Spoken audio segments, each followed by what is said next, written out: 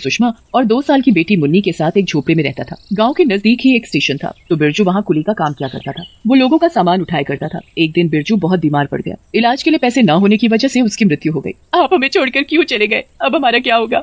मुन्नी के बापू वापस आ जाओ, हम तुम्हारे बिना नहीं रह सकते। पूरा गांव सुषमा के साथ था। वो सब मिलकर बिरजू का अंतिम संस्कार कर देते हैं। अब सुषमा बहुत अकेली हो गई थी, गुमसुम सी रहने लगी थी। धीरे धीरे सुषमा ने अपने आप को संभाल तो लिया, पर समस्या बांध पड़ी थी काम की। घर चलाने वाला तो चला गया, अब मुझे ही कुछ काम करना होगा। मुन्नी की परवरिश में कोई कमी नहीं होने दूंगी, इसके लिए चाहे मुझे कुछ भी करना हो। सुषमा सोच में डूबी हुई थी कि आखिर वो काम करे तो क्या करे जिससे वो काम भी करे और मुन्नी का भी ध्यान रख सके। तभी सुषमा की नजर बाहर आंगन में लगे आम के पेड़ पर जाती है। उस पेड़ पर बहुत से कच्चे आम लगे थे। ये ठीक रहेगा, मैं इन सभी कच्चे आमों को तोड़कर स्टेशन पर बेचूंगी। सफर में जब सभी मसाला लगे मेरे कच्चे आम खाएंगे तो उन्हें जरूर स्वाद लगेंगे। ये सुषमा एक डंडे की सहायता से आमों को तोड़ने लगती है। तभी मुंशी चौपट लाल वहाँ खड़ा होता है। ओ सुषमा रानी, ये तू क्या कर रही है? दिखाई नहीं देता सेठ जी? आम तोड़ रही हूँ पेड़ से, फिर भी पूछ रहे हो? दिखाई तो सब देता है, पर तुझे पता नहीं कि ये पेड़ मेरे हिस्से में आता है। तो ये पेड़ और इस पेड़ के सभी आम भी मेरे हुए। खबरदार जो इस पेड़ को आपने अपना कहा। लाला, ये पेड़ और ये जमीन मेरे पति की है, इस पर तुम्हारा कोई हक नहीं, इसलिए इस पर अपना हक जमाना छोड़ो और जाओ यहाँ से। क्या सबूत है ये जमीन तेरे पति की है? कुछ है सबूत तेरे पास?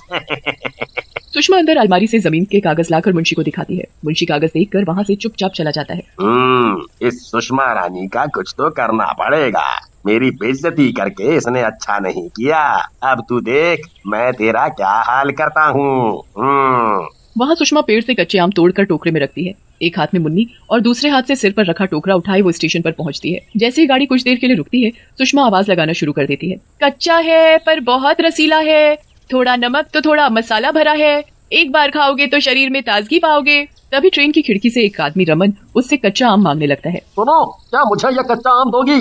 मैंने कभी नहीं खाया ऐसा कच्चा आम। हाँ साहब, अभी देती हूँ। इस कच्चे आम को खाओगे तो पके आम को भूल जाओगे। रमन उस कच्चे आम को खाता है तो खाता ही रह जाता है। उसे आम बहुत पसंद आता है। वाकई ये कच्चा आम तो बहुत ही स्वाद है। ट्रेन में बैठे बैठे मेरा जी कुछ ठीक नहीं था, पर इसे खाते ही मैं बहुत अच्छा महसूस कर रहा हूँ। रमन को देख साथ बैठे बोगी के लोग भी सुषमा से कच्चा आम मांगने लगते हैं। थोड़ी ही देर में उसका पूरा टोकरा खाली हो जाता है। सुषमा खुशी खुशी अपने घर वापस आ जाती है। ऐसे ही कई दिन बीत गए। सुषमा की अब हालत भी ठीक हो गई थी। सुषमा अब स्टेशन के साथ साथ गाँव में भी कच्चे आम बेचने लगी। मुंशी चुपके चुपके सब देख रहा था। आज मुझे इसका कुछ करना ही होगा। मेरा पेड़, उस पर लगने वाले सभी आम भी मेरे, और कमाई किसकी? इसकी। ये मैं नहीं होने दूंगा। अपना आम का पेड़ तो मैं वापस लेकर रहूंगा। अगले दिन सुषमा जल्दी उठकर स्टेशन जाती है क्योंकि आज ट्रेन सुबह 4 बजे आनी थी। सुषमा अपना कच्चे आमों का टोकरा लेकर खड़ी ही थी कि ट्रेन से सभी लोग एक साथ उतरने लगे। बहुत भीड़ हो जाती है। भीड़ का फायदा उठाते हुए छुपा हुआ मुंशी सुषमा को ट्रेन के नीचे धक्का दे देता है। तभी ट्रेन चल पड़ती है। ट्रेन के चलते ही सुषमा और उसकी बेटी ट्रेन के नीचे आने से मर जाते हैं। अच्छा हुआ भला टली। मुंशी वहाँ से चुपचाप चला जाता है। ट्रेन भी वहाँ से जा चुकी थी। पटरी पर माँ बेटी मरे पड़े थे। किसी ने उन्हें गिरते हुए नहीं देखा, किसी ने उनकी जान नहीं बचाई। वहाँ मरी हुई सुषमा से तभी आत्मा निकलती है और चुड़ैल बन जाती है। मुन्नी, हे भगवान, तूने कैसे कैसे दिन दिखाए। तू मुझे मार देता, पर तूने मेरी बेटी को क्यों मारा? ये सब इस ट्रेन में बैठे लोगों की वजह से हुआ है।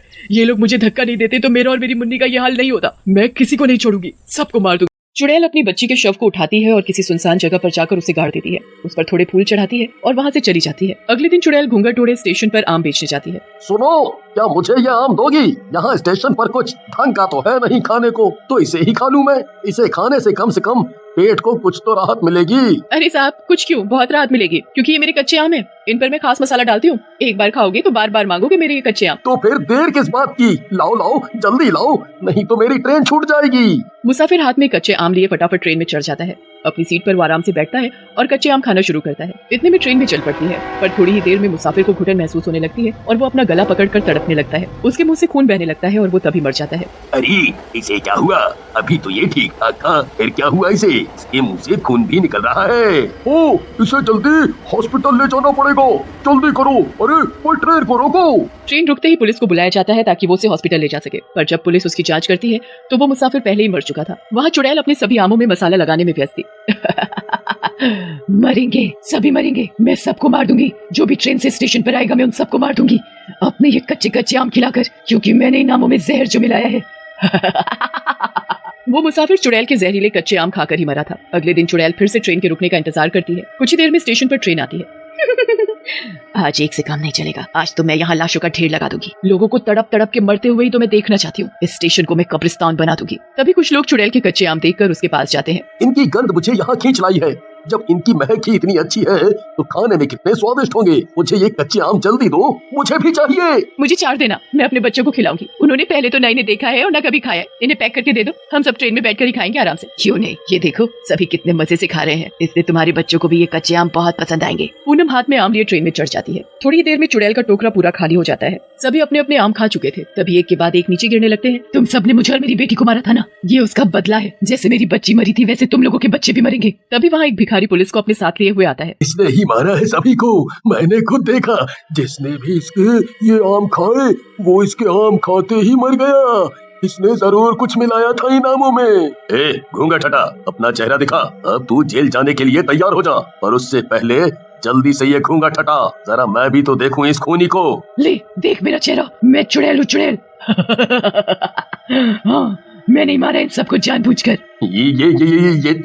ये तो घूंघट पे चुड़ैल थी। अरे भागो, जल्दी भागो यहाँ से, नहीं तो ये हमें भी मार देगी। चुड़ैल को देखकर पुलिस और भिखारी वहाँ से भाग जाते हैं। चुड़ैल अपनी जीत की खुशी मना ही रही होती है कि तभी उसके सामने उसकी बेटी की रूह आकर खड़ी हो जाती है। माँ, आप बेगुनाह लोगों को मार रही हैं। इन लोगों ने हमें नहीं मारा, हमें तो मुंशी ने मारा है। उसने भीड़ का सहारा लेकर हम दोनों को ट्रेन के नीचे धक्का दे दिया था। ये सब उसी ने किया है। अगर सजा देनी है तो उसे दो, इन मासूम लोगों को नहीं। सबसे पहले उन लोगों को बचाओ जिसने अभी तुम्हारे आम नहीं खाए। इतना बोलकर मुन्नी की रूह गायब हो जाती है। मुंशी, जरूर तूने ये सब जमीन और उस पर लगे आम के पेड़ के लिए किया होगा। अब तू मुझसे बचकर नहीं जाएगा। चुड़ैल सबसे पहले ट्रेन में जाती है और सभी को उन कच्चे आमों में जहर होने की बात बताकर फौरन वहाँ से मुंशी के पास पहुँचती है। चुड़ैल, कोई बचाओ। यहाँ तुझे कोई नहीं आएगा बचाने मुंशी लाला। पहचाना नहीं क्या? मैं सुषमा। तुमने मुझे और मेरी बेटी को ट्रेन के नीचे धक्का देकर मारा था ना। अब मैं चुड़ैल बनकर आई हूँ तुझसे बदला लेने। मुंशी चुड़ैल से अपनी जान बचाकर भाग ही रहा होता है कि तभी चुड़ैल आंगन में लगा पेड़ धक्का देकर मुंशी के ऊपर गिरा देती है। आम के पेड़ के नीचे दबकर मुंशी मर जाता है। चुड़ैल का बदला भी पूरा होते ही वो गायब हो जाती है।